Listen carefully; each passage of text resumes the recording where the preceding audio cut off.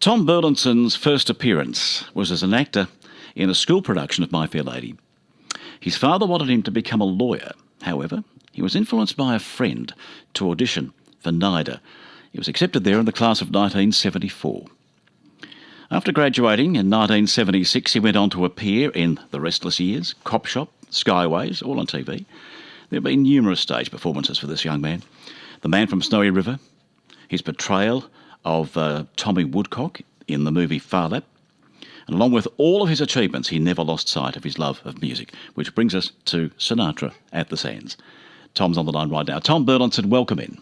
Thank you very much, Lee. You and I spoke 20 years ago last time. Must have been the first production in Melbourne of Frank A Life in Song at the Comedy Theatre. It was indeed. It was indeed. We sat in the 3AK studios in Melbourne, you and me, and we had a great old chat to each other. It was lovely. And look, I still remember that show fondly. And I said to you in an interview after that, I sat there with my eyes closed and I could hear Frank Sinatra. Well, I always take that as a great compliment. And I had no idea that 20 years later I'd still be doing variations on the theme, Lee. Well, mate, you've done it all and you're still doing it and you're still very convincing in what you do there in your orchestra and so on. Let's go back a little bit in your history there, because I said in the intro that you had a friend who went to NIDA or audition, and then you were sort of prompted to do the same thing. You'd never looked back from then, have you? Well, look, NIDA was very good for me, Lee. It was my tertiary education. It provided me with a great basis, I guess, for going into the business as a professional actor. Initially, as you said, in the theatre, and then television before I got my big break.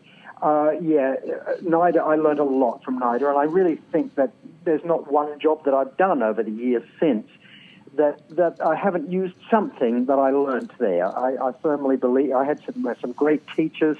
And it was, and I was only very young too, Lee. I only just graduated high school, so by the time I graduated from NIDA, I wasn't even yet 21 years old. Yes. It was great for me and gave me a tremendous sort of foundation of a work method.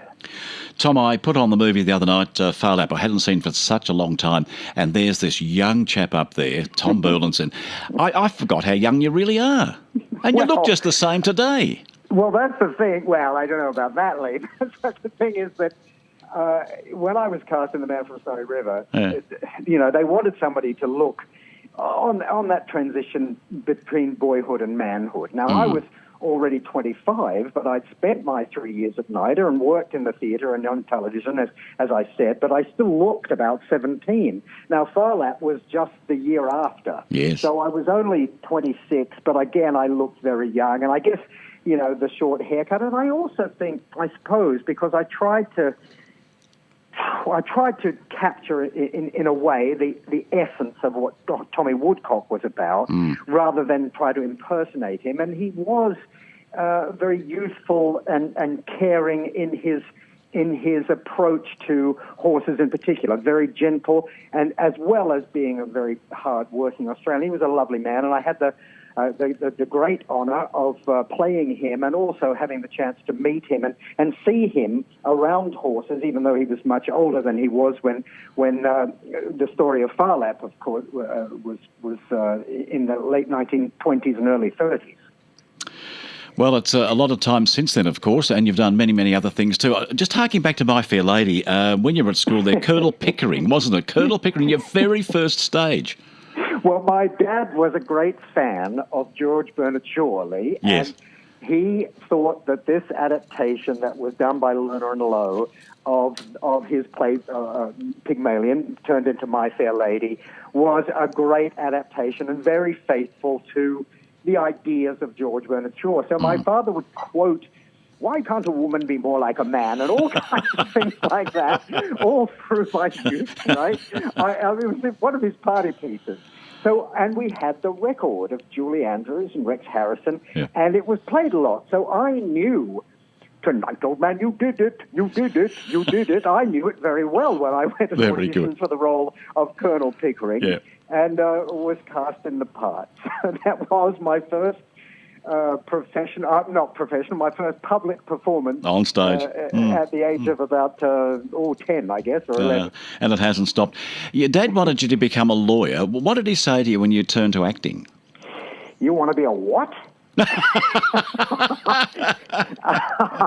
a real job, son. Quite clearly. Yeah.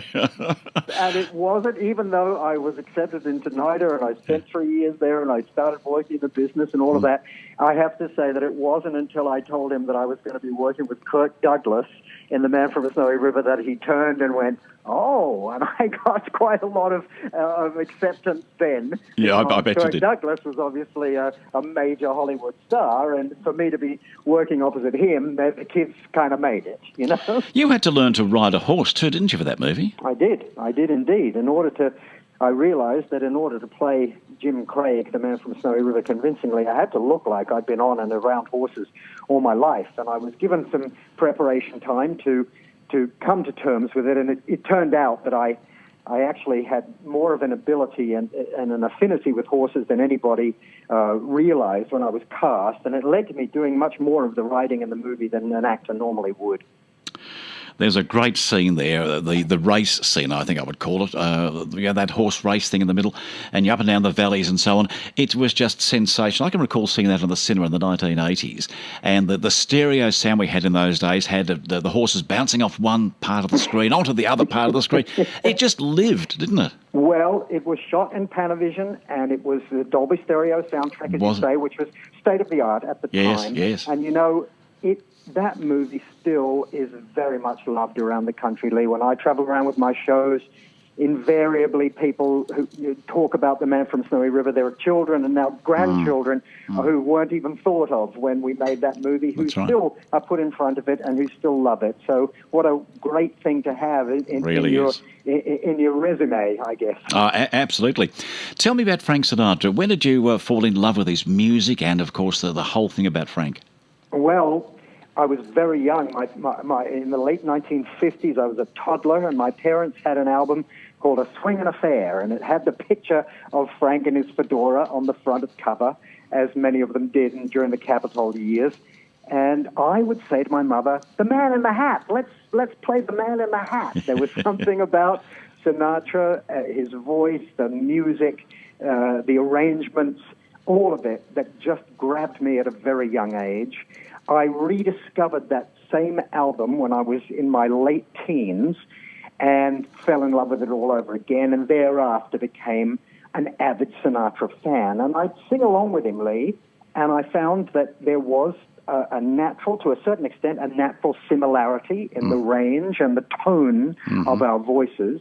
And because I loved it so much, I made a study of it. So I would listen intently to that distinctive Sinatra phrasing, where he breathes, how long he holds the notes, and importantly, his interpretation of the songs of the Great American Songbook. So, it was something that I never developed in my career because I wanted to follow my own path. I didn't want to be a Sinatra impersonator.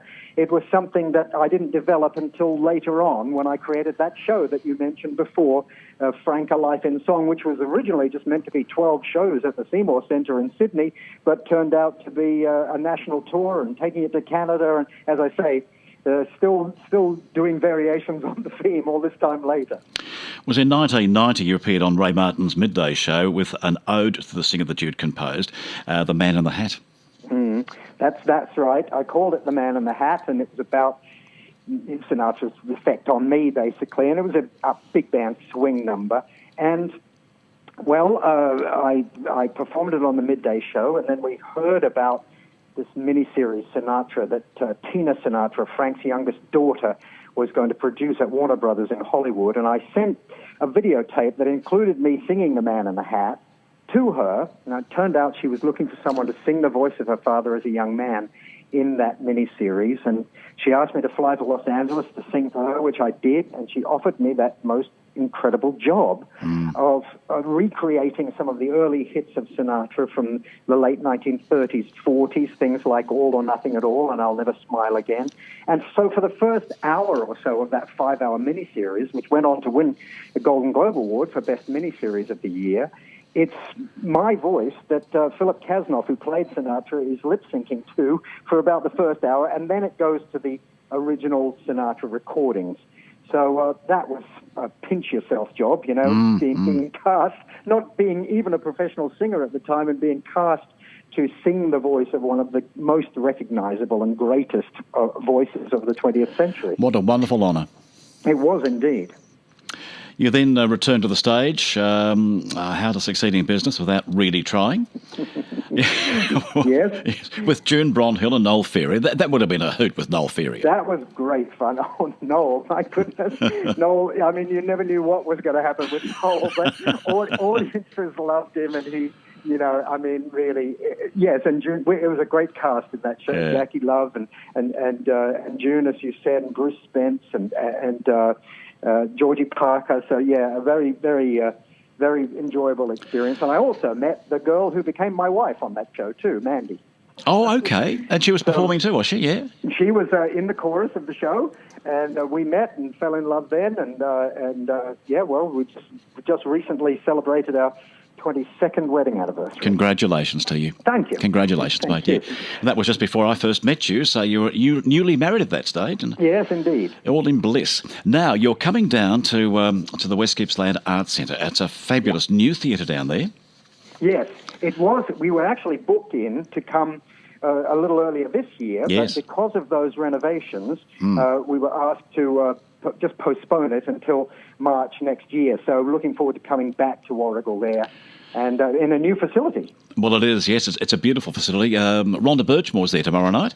And you're there on March the 8th at 8 o'clock. So you're going to present all those wonderful stage and screen numbers from Sinatra at the Sands. Can't wait to see you on that. We're coming along that night, mate, to see you there. Oh, terrific. Yeah, Thank so you. we'll have the big band, and this was a classic album, Sinatra at the Sands. Sinatra recorded with Count Basie and his orchestra. That's the first half of the show. We do all the songs on that album, and then we do songs that were recorded later, like My Way in New York, New York, and lots of other favorites that might have been included on Sinatra at the Sands but weren't. So by the end of the night, it's another celebration of the great man, and we hope we do him justice. Well, I'm sure you will. Sinatra at the Sands, the album 1966, I think it was, wasn't it? That's correct. Yeah, yep. Came out, yeah. Now, members are $40 if you're a member at the West Gippsland Arts Centre. Otherwise, the full price is $48, a very, very reasonable price for a great night out.